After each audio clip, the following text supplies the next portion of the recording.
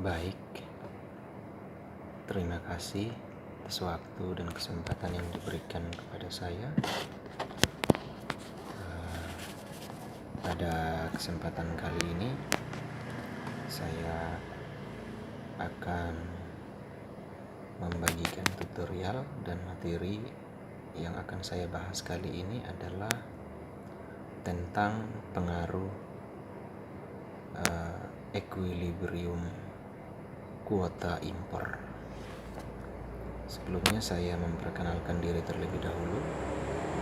Nama lengkap saya ialah Anis Tilman. Saya biasa dipanggil Anis. Saya dari program studi agribisnis semester 7 Fakultas Pertanian Universitas Timor. Baik, sebagai pengantar kita harus mengetahui terlebih dahulu apa itu equilibrium. Equilibrium itu adalah keseimbangan antara kurva permintaan dan kurva penawaran yang saling berpotongan pada suatu pasar. Sedangkan kuota itu adalah kebijakan pemerintah yang dikeluarkan untuk memproteksi atau melindungi produk dalam negeri. Sedangkan impor itu adalah barang yang di input atau di impor atau diambil dari luar negeri masuk ke dalam negeri. Oke, fokus kita yang paling utama di sini adalah menggambar kurva equilibrium kuota impor. Untuk tidak memperpanjang kata, mari kita bersama-sama. Saya akan mencoba menggambarkan kuota impor. Kuota impor jadi bisa dilihat di sini. Saya akan menggambarkan. Di sini kita lihat bahwa ada kurva. Gambar pertama adalah kurva. Di sini kurva. Di sini ada kurva. Di titik vertikal itu kita kasih nama kuota. Dan di titik horizontal kita kasih nama Q. Nah, mula-mula di sini kuota sebesar 50. Sedangkan Q di sini kita masukkan angka, mungkin di sini adalah 60. Katakanlah 60. Nah, di sini kita lihat ada garis ya. Lalu di sini ada garis penawaran.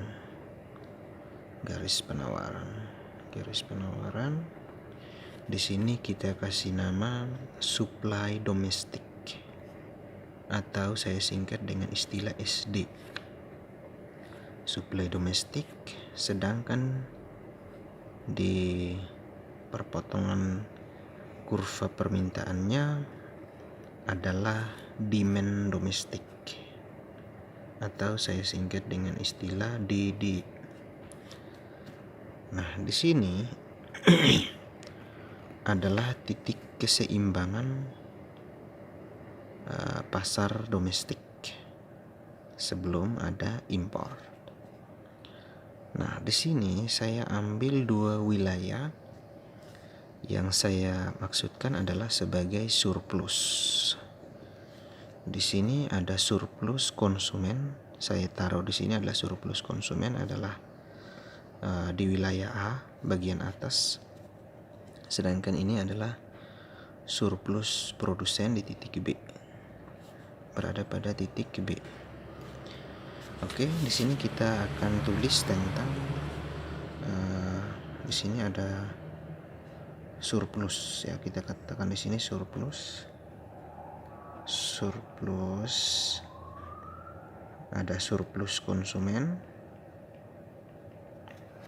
ada surplus produsen,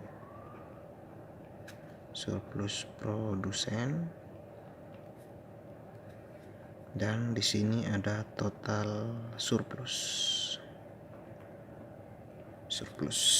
Oke. Oke, mari kita lihat kembali ke kurva. Di sini mula-mula pada saat pasar domestik titik keseimbangannya seperti ini, dan surplus konsumen berada di titik A dan surplus konsumen di titik B. Nah, lalu ketika kuota penawaran konsumen domestik terhadap produk di luar negeri, katakanlah kain di luar negeri. Ini kita ibaratkan kain ini adalah penawaran. Nah, di sini karena belum ada kuota ya, di sini kita tulis sebelum ada kuota.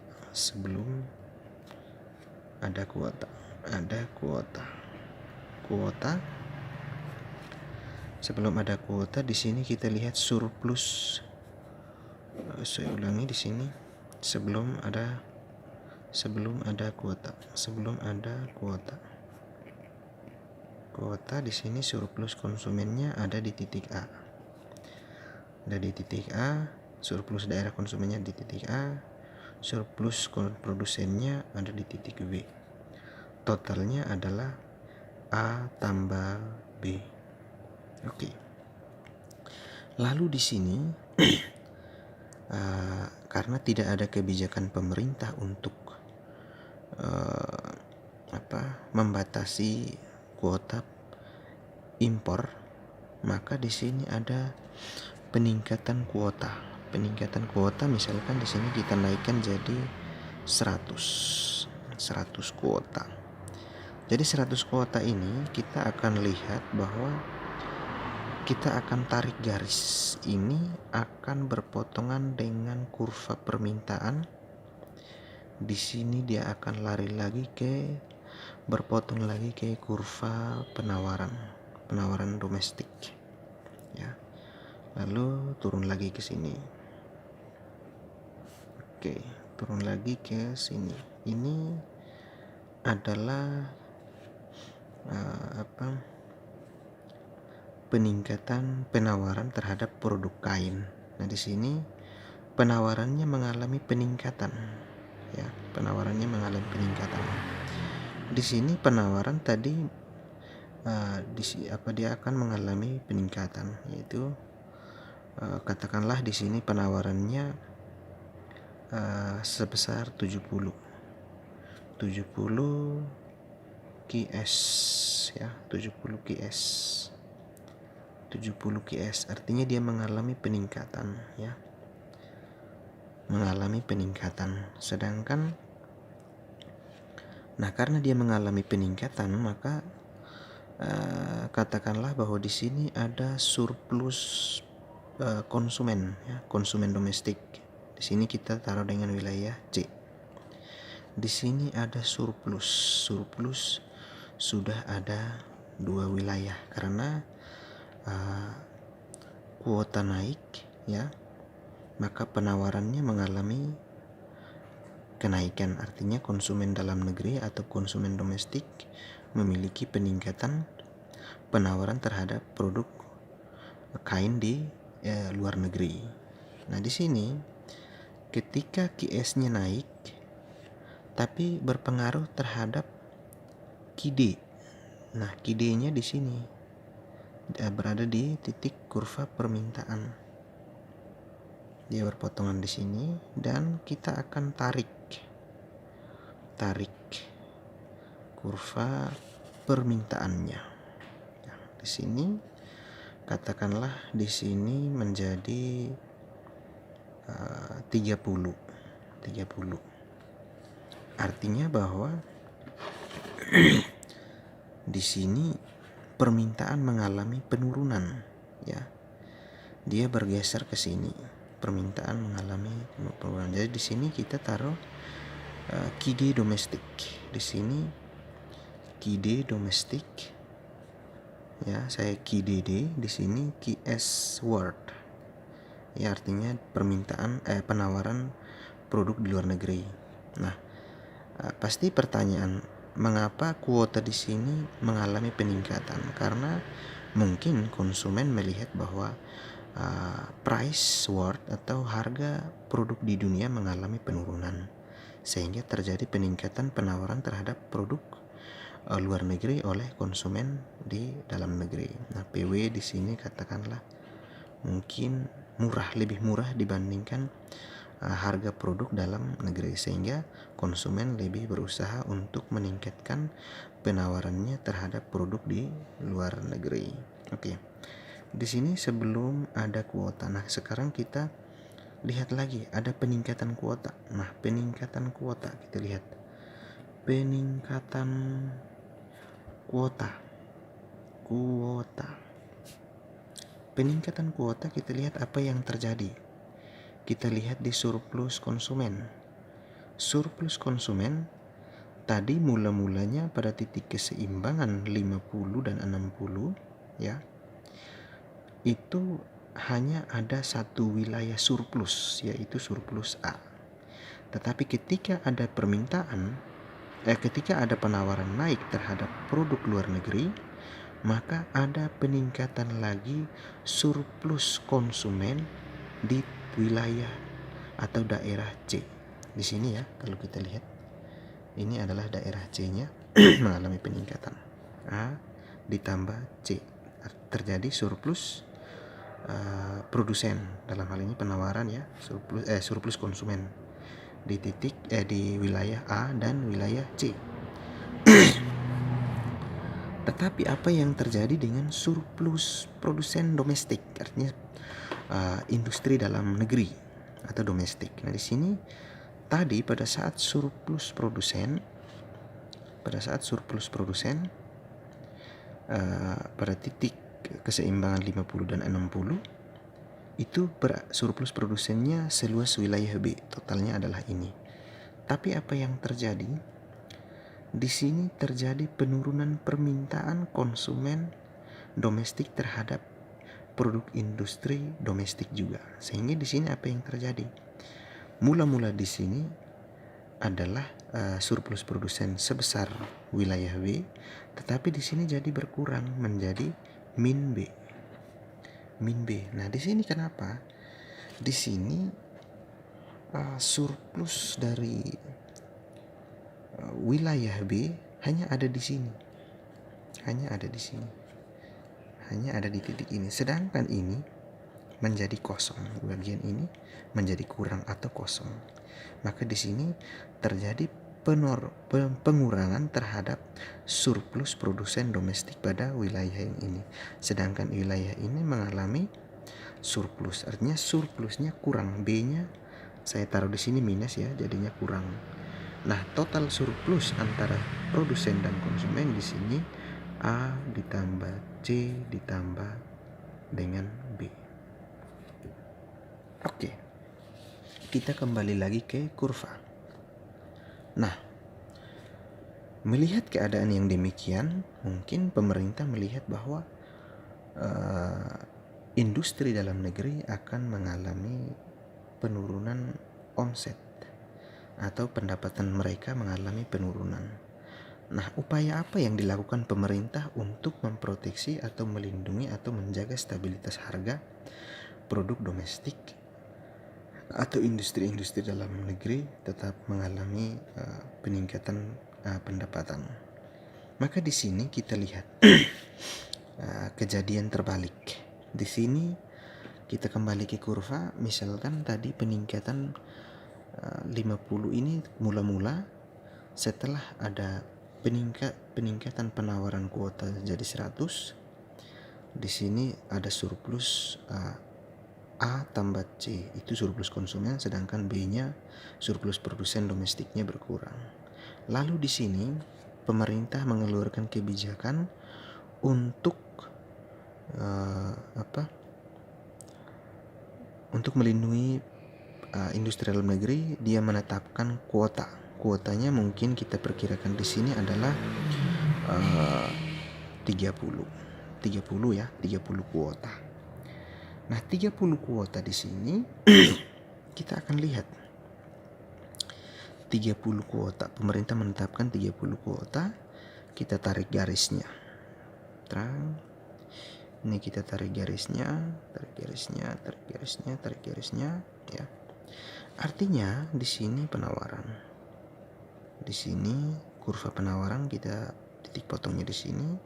Kurva permintaan titik potongnya ada di sini. Nah, penawaran di sini karena sudah ada penetapan kuota ya, kita tarik garisnya turun. Diperkirakan bahwa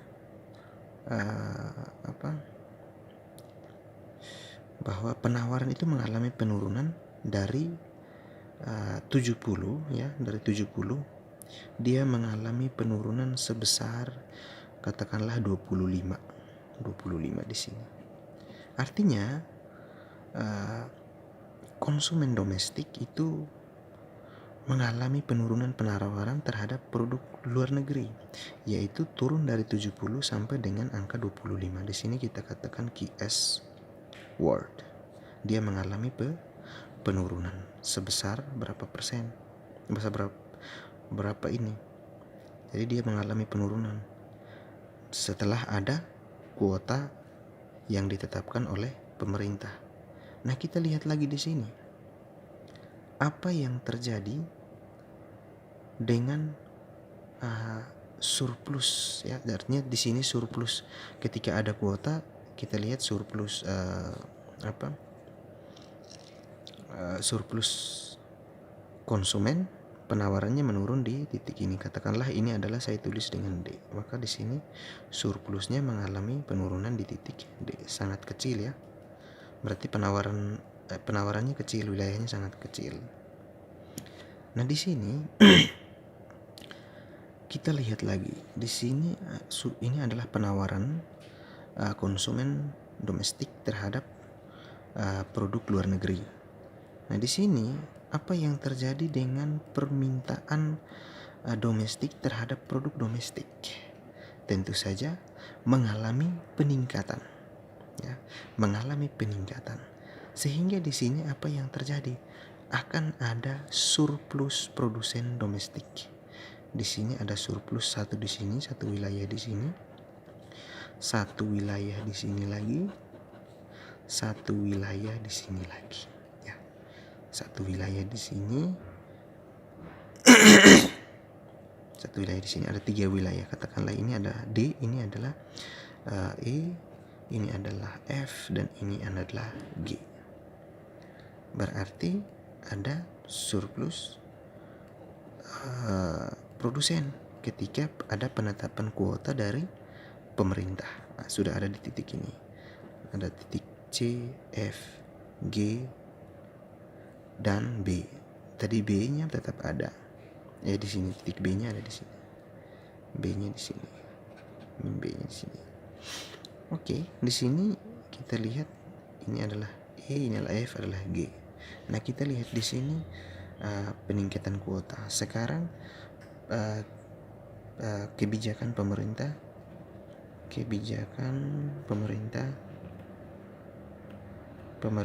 mengeluarkan membatasi kuota. Maka di sini kita akan lihat di sini surplus konsumen yang tadi di sini kita lihat di sini A menjadi min C ya, ditambah dengan D ada di sini. Itu surplus dari konsumen. Bagaimana dengan produsen? Surplus produsen dia menjadi apa? Dia menjadi positif, yaitu dari tadi min B tadi ditambah E ditambah F ditambah dengan G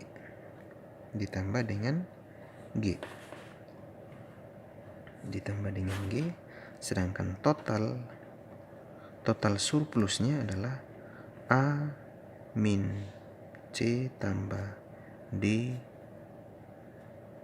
min B tambah E tambah F ditambah G. Oke.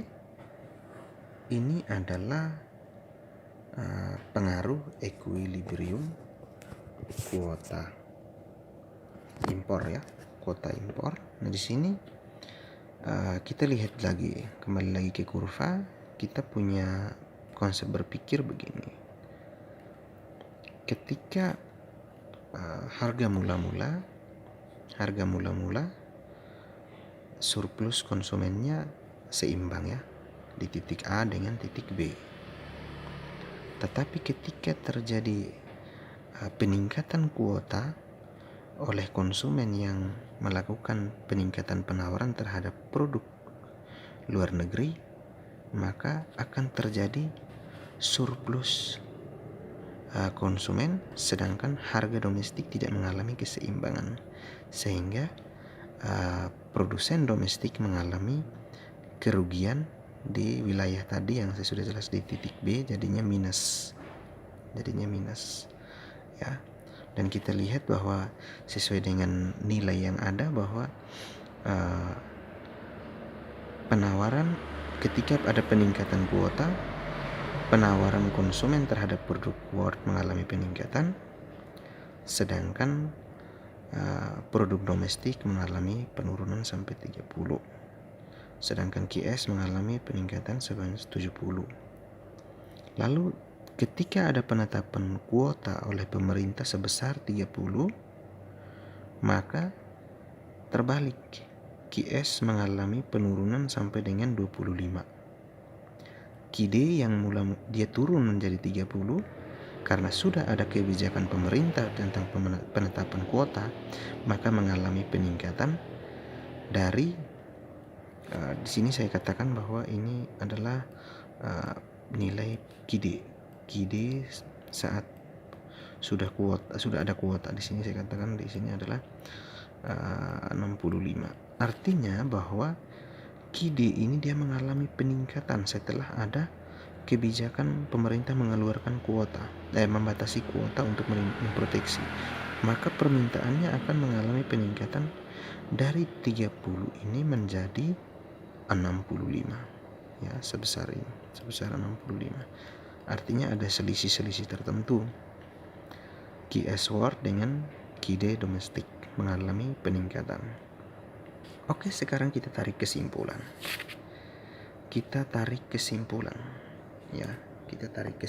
dari kurva yang sudah saya gambarkan ini. Di sini saya menarik kesimpulannya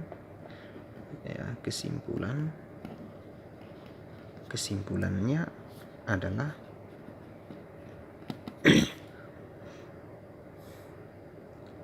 apabila pada saat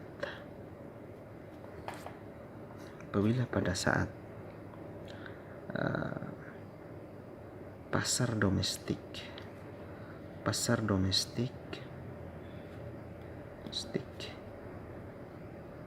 domestik memiliki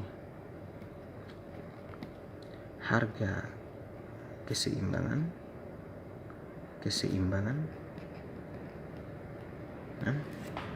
maka ada peningkatan kuota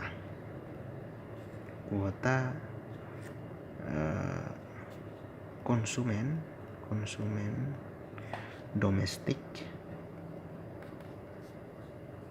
peningkatan kuota konsumen domestik dan melakukan penawaran, maka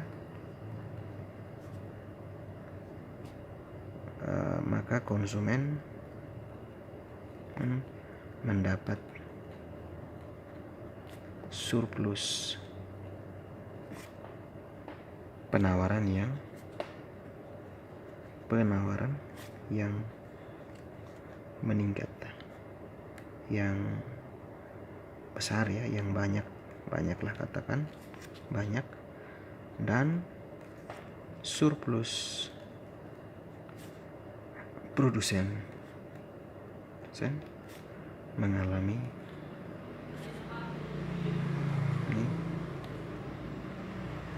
penurunan karena kurangnya permintaan. Dan apabila ada kebijakan pemerintah domestik untuk memproteksi industri produk dalam negeri,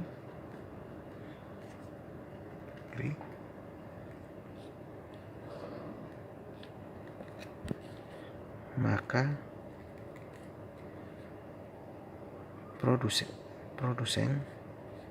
maka surplus produsen akan meningkat karena penawaran konsumen domestik pada produk World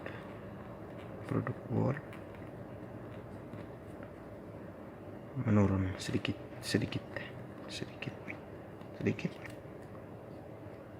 maka terjadi penambahan surplus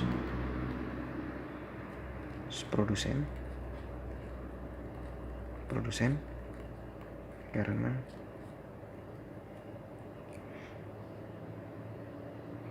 konsumen domestik lebih banyak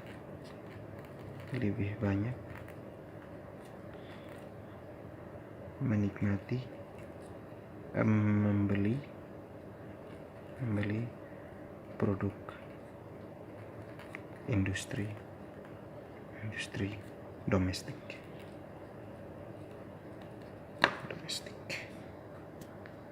Oke.